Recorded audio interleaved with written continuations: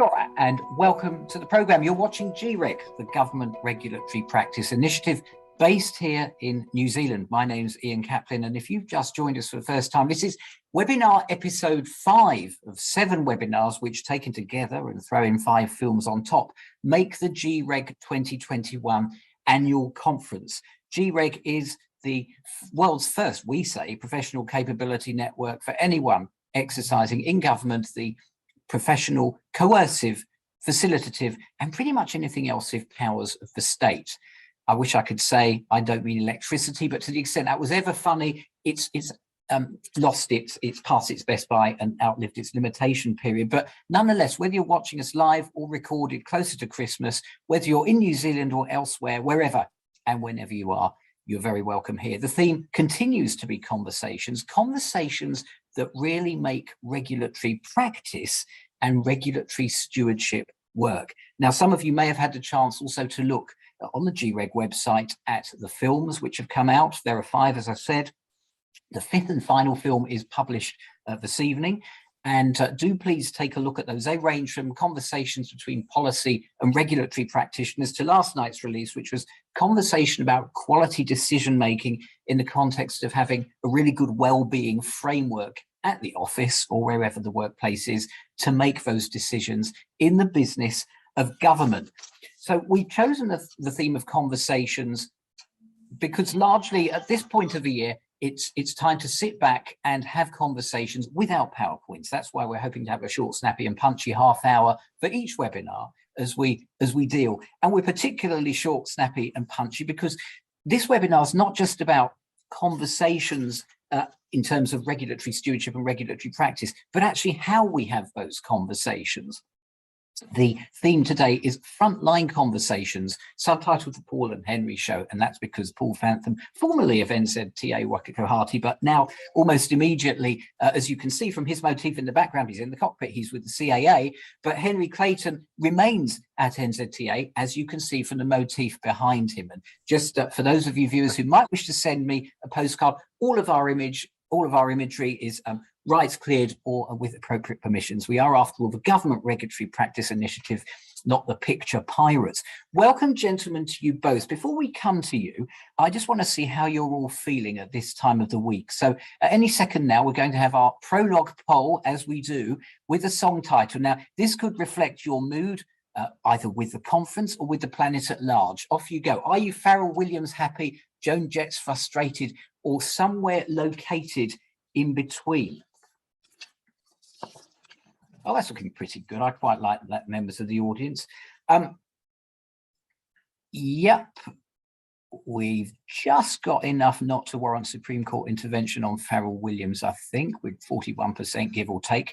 I'll leave it there. The polls may move a bit more, but you seem pretty content with life, which is good, members of the audience, because I think you're going to have a nice time here. The Paul and Henry Show. Paul and Henry, gentlemen, very warm welcome to you.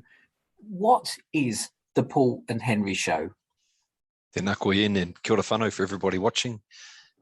Henry, I hope you mind me jumping in first. Go for it. So this kind of came about, I'm going to guess and go about 6 months ago, but Henry, you'll probably tell me it was a bit longer, where I did a training video for a group of people down in Dunedin, and that was online, and I got some really good feedback, and the L&D people got some really good feedback, and they came to me and said, hey, Paul, how about we do a series of you talking about these things that people should know as frontline regulators? And I couldn't think of anything more boring in the world than watching me monologue for half an hour. So I sort of thought, how do we jazz this up a bit? How do we make it fun? How do we make it less formal and something that people are going to want to watch and will get value out of? So I invited my good friend Henry from the legal team to join me, and we just gave it a go and we kicked it off. And we've been doing these now sort of every couple of weeks. We put one out. It's pretty low key. It's pretty casual. It's Henry and I, with the help of some people using an iPhone to record us. And we talk about a whole range of things. Thank you very much for that, Paul. I mean, I think this is the thing. Two colleagues starting off real number 8 wire thinking, 2 blokes and an iPhone and a demand. And I think the thing that will resonate with the members of the audience, and as I say, it is a multi-layered show today, because we're going to be talking about the content that you produce, because that is really good stuff. I've seen your work, and also the idea of delivery mechanisms generally. Can you tell us, Henry, just, and welcome to you as well, just about, I suppose, the format of the show and who the target audience is. Kia ora, everyone. Thanks, Ian. Yeah, so the format of the show is essentially one fixed camera fixed on Paul and I having a conversation about a particular topic. We covered, decision-making, natural justice, record keeping. We launched a new tool called the Compliance Response Framework, so we talked about that. And then we also did a few videos where we had a guest on, and we would sort of have a conversation with that guest about their area of specialty. For example, our Te Ao Māori advisor. And what was the other question, Ian? Sorry. I guess the question is really kind of what's the format and who the is target it, audience? is it aimed at? Audience. Yeah. Yeah, sorry, that's right. So the target audience was our regulatory staff.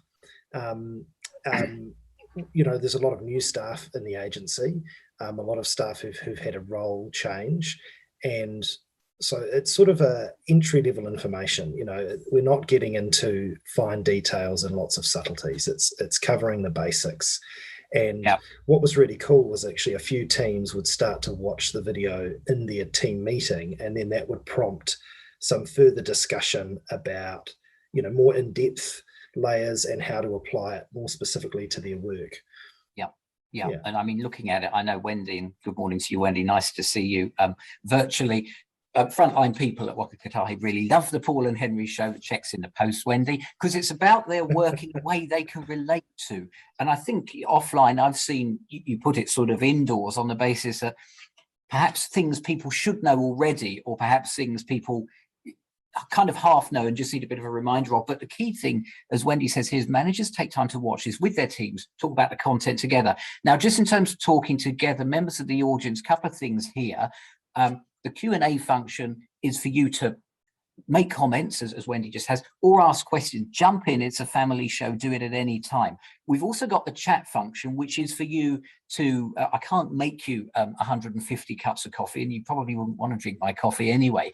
But as a proxy for that, you may find someone in the audience that you want to discuss a substantive point that's come out really quickly. That chat is there for you to do that as we go along. The usual 3D auditorium rules obviously don't apply. If you were in one of my lectures in London 20 years ago, I'd think it was rude. I don't think it's rude 20 years later here, although I wouldn't blame you if 20 years ago you were in one of my lectures ignoring me and talking to your neighbour. So that chat's there for that purpose. The Q&A's here for this purpose. Now, we're going to jump straight into a potted episode of the Paul and Henry show. I think, gents, it's on natural justice, isn't it? And it's going to be a sort of an excerpt. What I'm going to do, members of the audience, is love and leave you, and then come back in about 15 minutes and we can have a chat about it. So all I'd say is, gents, right now, thank you very much, and over to you. All right, Ian, thank you very much. Hey, I just want to start by saying, firstly, thank you. Welcome to the Paul and Henry show in this kind of virtual and strange environment that we're doing it. We never script these things. All we ever do is just have a chat about 10 minutes beforehand and go, hey, Henry, what do you think we should be talking about today? What's the kind of hot topic that you're seeing going on across the organisation? So today we're going to talk about natural justice. Henry, why would we have natural justice and why should we care about that? Thanks, Paul. Yeah, look, I think we need to, as regulators, we need to observe natural justice because of the legal risk, because we're required to do, and if we don't do, bad legal things happen. But actually, I think following natural justice will help us make better decisions, because really it's about good decision making and having all of the information in front of you, giving people a fair hearing and a fair chance to comment. It actually will help you make a better decision and ultimately have better outcomes. So, Henry, I'm hearing that natural justice is our friend, and it's there to kind of protect us as much as it is to protect everyone else. I think that's right. I mean, I think fundamentally it's for the protection of the people that we regulate, but it will help. It does protect us against making bad decisions as well, in terms of missing information that the regulated party or other interested people could provide. Yeah. All right. So I might give, if it's helpful, give my kind of practical layman's understanding of natural justice. Yes. And I give this explanation, having been around for a bit and having not always got it right. So it stepped in common law. Section 27 of the Bill of Rights says that Well everyone done. has, Yes. has the right to natural justice. What is it really? It's when does it apply? It's when a public authority has the right to make a determination in respect of a person's rights. Yeah. So I mean, it's when we're making an adverse decision against someone, and I always think it's whenever we're giving somebody not exactly what they wanted. So even when you're giving somebody what they wanted, you're giving them a license, but you're going to put on a condition which they didn't expect. Even if it seems like a harmless condition, if they didn't expect it, if we're not giving somebody exactly what they want, I think, that's an adverse decision. And Henry, am I right in thinking that it's not just when it's an adverse decision, it's kind of any decision? Yeah, it should really be any decision that we're making. We should follow natural justice, but that's the point. And it's different from consultation. I guess when we talk about consultation, we're talking about a lot of affected people and seeking a broad range of views, and then we've got to balance it all up and make essentially a policy decision. Whereas here with natural justice, we're talking about decisions that affect particular identifiable people. Yeah. So a couple of points for me around it. Two key principles that always stick in my mind. The first one of those is the hearing rule. Mm-hmm. And that kind of says that everybody has a right to have their case heard. So if an organisation, a government organisation, regulatory authority is investigating a person, or they're looking at them for whatever reason they might be doing that, they have to give that person the opportunity to comment and to put their case forward. Now, interestingly, I understand that the prosecution process in itself can satisfy the natural justice process, but equally everybody has the right to answer the allegation prior to that. And it's just good practice as a regulator to do that rather than just dropping a prosecution notice on someone. And the other one's the hearing rule. So sorry, we were talking about the hearing. The other one's the bias rule. And that's the really obvious part rule. There is, decision makers have to be free from bias. But it's not just the decision makers who make the ultimate decision. My experience is anyone making decisions along the way should also be free from bias. So that might be do I carry on with this inquiry or do I stop? Yeah. And if I could just really quickly tell you a little story about where I saw it go wrong, because I think it can go wrong quite often with good intention, but not probably being alive and mindful to some of the tricks and traps that can come about through the natural justice process. Yeah. So this was a case where an organisation was looking at the fitness and propriety of a person to hold a certificate and to run a business. Mm-hmm. The investigator, there was a complaint raised. The investigator set out and did a very good job, collected all the evidence, followed the proper process, drafted up their first report, gave the gentleman concerned the opportunity to comment on that report. They made some comments, and then the investigator drafted a final report that went to the decision maker. Now, when they did that, they included some new information that related to some warnings this gentleman had had a few years earlier. Now, when those warnings had been given, the natural justice process hadn't been followed. Yeah. So the organisation had received a complaint. They'd looked at it and gone, there's not much in this. We'll just give the guy a warning. They wrote to him and said, look, we heard you did this. You've been warned. So those warnings that hadn't been subject to the natural justice process went in as new information and went to the decision maker. Right. And when it was later challenged, it fell over because the gentleman hadn't had the opportunity to comment, one, on the new information, and two, on the information at the time as it stood. Yeah. And I think it's that first one for me. He didn't actually know that the decision that was being made now, that the decision maker was going to take into account the fact that he'd been warned and didn't get a chance to comment on that. Yeah. Yeah, so no, that's bad. And as a lawyer, sometimes I get those things. People go, but look, it wouldn't have changed our decision. Those okay, we put them in the final report, but that was just extra stuff. The bulk of the reasoning is still there, and he got a chance to comment on that. But that's just not good enough. It's not giving people a fair hearing. I think it's a bit like when you have an argument with your partner, which happens from time to time about some flare up. And then, deep into the argument, they start bringing up, or you start bringing up things from the past. It's like, no, it's not about that. It's not about that. You've got to know exactly why they're upset with you. I didn't know you're upset with me about all that other stuff.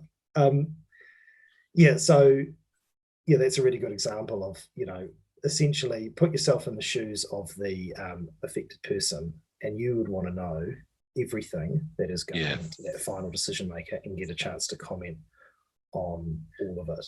Yeah. And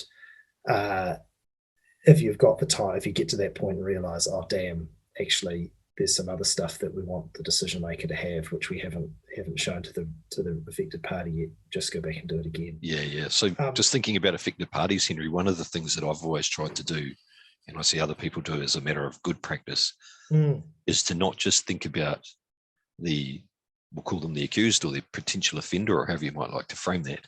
Yeah. But if you've got a victim or a complainant, they have some rights, equally have rights to natural justice too. So they should be given the opportunity to comment, particularly if you're thinking about taking prosecution action or not. They should be given those rights as well to comment on the facts that are being put in any sort of report or anything that goes to a decision maker. Yes. Yeah, that's right. That's right.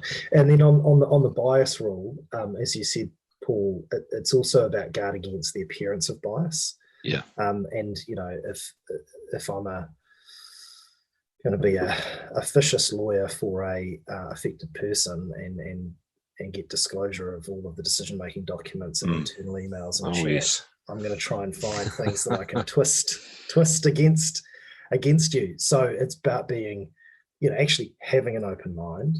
Yeah. You know, running through the process and being open-minded and being hygienic in the way that you record that and talk about that, and being quite matter of fact, all just good investigative practice. And actually, as I said, you know, stuff that just helps you make a better decision. That's that old thing about never develop the theory of your case and then set out to find the evidence to prove it.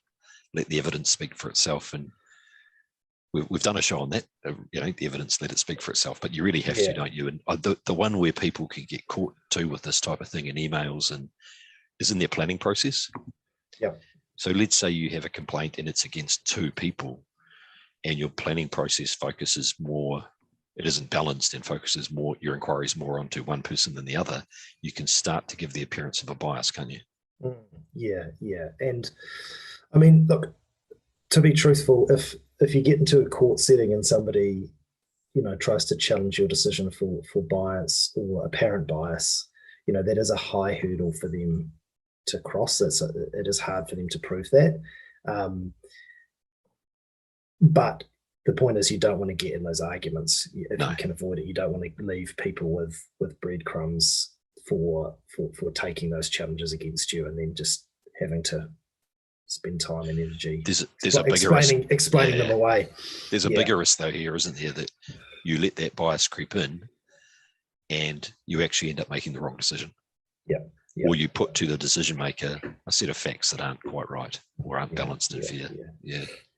No, I think the other thing with natural justice is, you know, at the start of my career, I spent a lot of time advising businesses who were interacting with government, and not necessarily in forums where formal natural justice applies, but, you know, the complaint people have about government is that if they had just, you know, taken more time to listen to us, if they'd just given us a better opportunity to provide them with more information. And sometimes it is just simply that asymmetry of information, right? Where you think you've got everything, but actually the regulated parties have got a bit more information they could give you. And it might not change your mind, but they will feel a lot better if they give it to you. And I think there have been studies which say that people who go through sort of dispute resolution processes, the people who get a partial victory but don't feel like it was a fair hearing, they feel worse about it overall than the people who get no victory at all,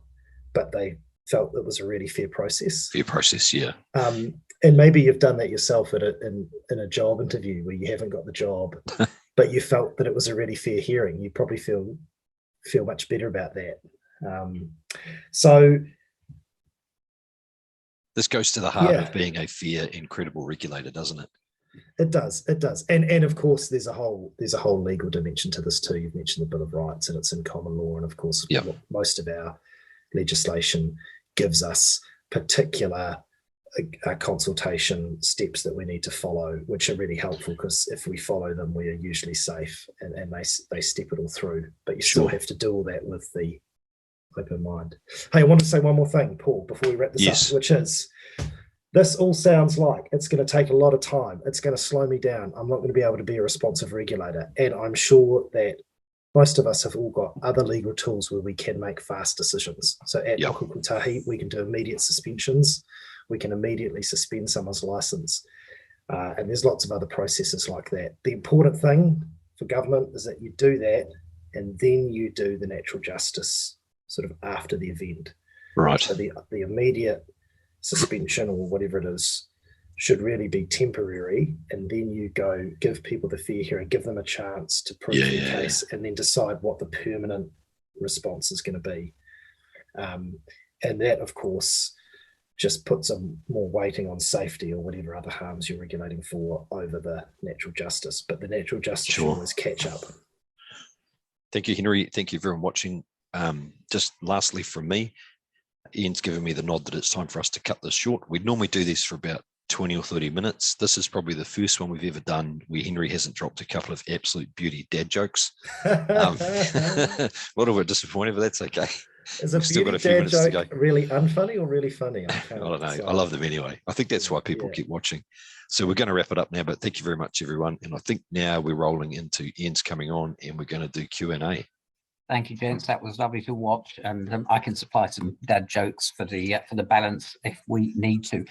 Lots to look at there. Terrific to watch you guys in action. A couple of the questions immediately are: how can we watch these sessions? Can we watch them outside Waka Kotahi? And I guess the point is, of course, it's rather like Take That in 1996. Now you've split up and you've made the move to another pop group, Paul, to CAA. Can you still do this? What's the format going forward?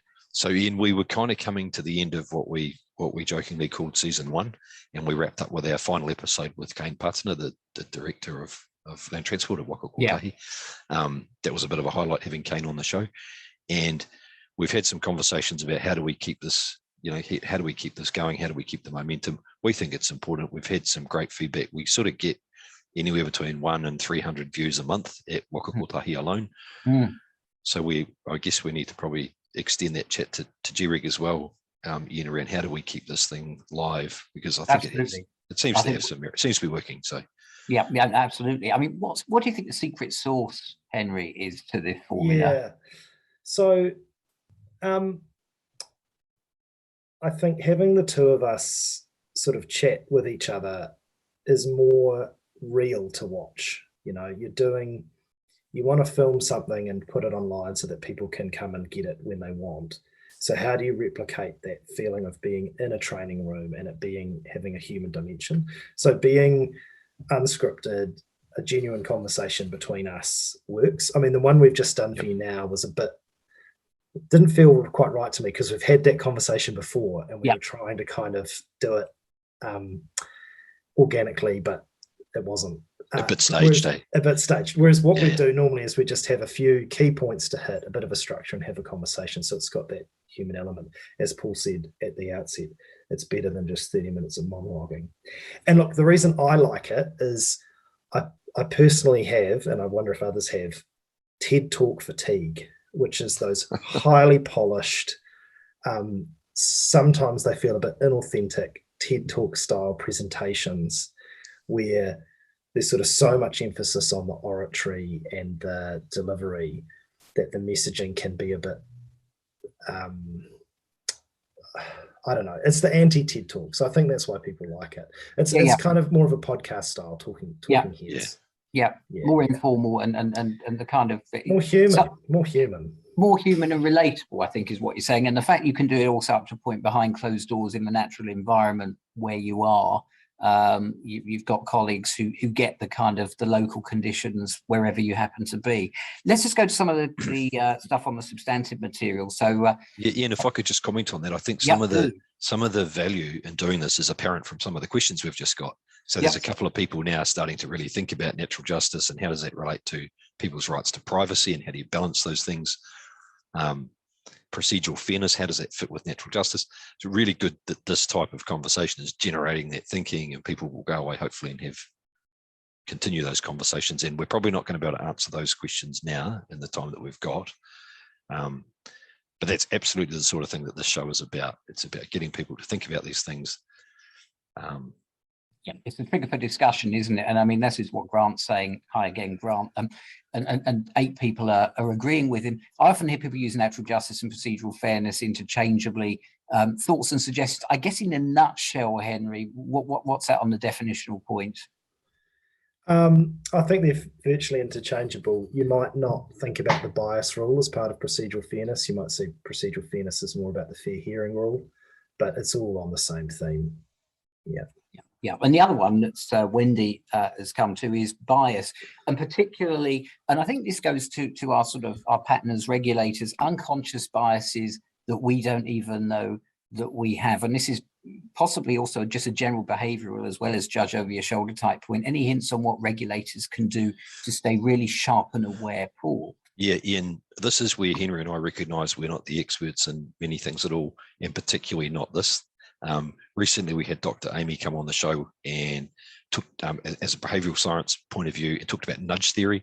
If we were going to start answering those types of questions, because sometimes we get people emailing and go, hey, can you guys have a conversation around this particular topic? Yeah. We go away and find someone who knows a whole lot more about that than we do, and bring them on the show. And, yeah, fair enough. Another one. Legal answer. I don't know how a judge would cope with a challenge of unconscious bias. In terms of legal risk, that's a real mind bender to imagine how an unconscious bias argument could get you in trouble with a judge. But yeah, find an expert would be my answer. That's a cop out. There you go. When it comes to the victim and the complainant's right to comment on the decision to prosecute or not, and I guess this is a sort of fairly rarefied. It's looking like third parties affected by the prosecution. How do you balance the privacy of the subject of complaint and natural justice? I think the important thing there is when you're putting things out for comment, you're not asking those people to comment on the decision. The decision rests with the decision maker and the regulator. Yeah. You're asking them to comment on the facts that are presented to the decision maker. So have we got this right? Is there anything further that you need to say? And do you want to sort of make a plea in some form, but not, you shouldn't be going out to people and saying, hey, do you think it's a good idea if we prosecute you or not? Yeah.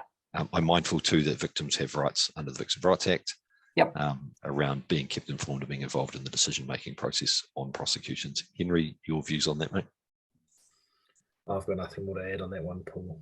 Paul's Nailed it. actually done prosecutions. Awesome. Yeah. Somebody's just said unconscious bias can present as a closed mind, and that's quite right. It's actually, you might not think or you've got a closed mind or that you've left any breadcrumbs to suggest that, but it's very hard to genuinely have an open mind. I think we can all acknowledge that. You just do your best.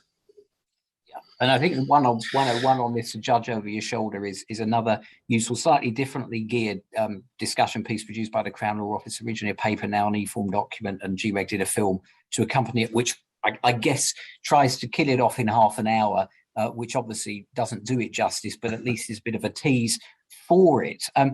What do you say, both of you, just in closing, about the kind of general need of public servants to have that Judicial Review 101 in some form?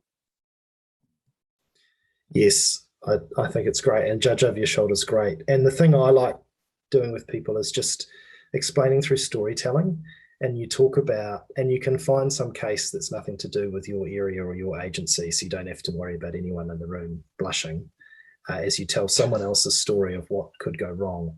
Or even a case that the government won, but you can see actually if they'd done something differently, they could have avoided the horror of having to go through court and knock all that away. Yeah. So judge over your shoulder, importance of judicial review. But I always think just tell a story about an actual judicial review challenge and make it real for people and more interesting and engaging. It is a relatable story at the end of the day, Paul, isn't it? Yeah. Yep. All right, let's leave it there, fellas. Well, we're coming up to the half hour. Thank you both very much indeed, Henry Clayton, Paul Fantham, and let's just see if the band reunites or it becomes a Robbie Williams type situation. Members of the audience, we're heading towards close now. Conversations of a different type tomorrow. We're on extended play for an hour. The Crown-Mari relationship, by popular demand, goes to an hour, same time, 10 a.m., same channel as it were, and bring a cup of tea. for reasons hopefully more fully disclosed in the circular email if you've already subscribed to it. Looking forward to seeing you there. Do check out the films that are coming out now, that will finish coming out, episode 5 of 5 tonight. I'm sure you can find a website and take a look at those. And in the meantime, until next time, before I do that, you need to do a little vote, members of the audience. There's a little competition we've got going on who's got the most stylish background. You exclude mine, you just go for Paul and Henry. A poll is probably coming your way at some point, but I'll sign off. And from Paul, Henry, and myself, and from all of us here on the GREG team, until next time, ka kite anō.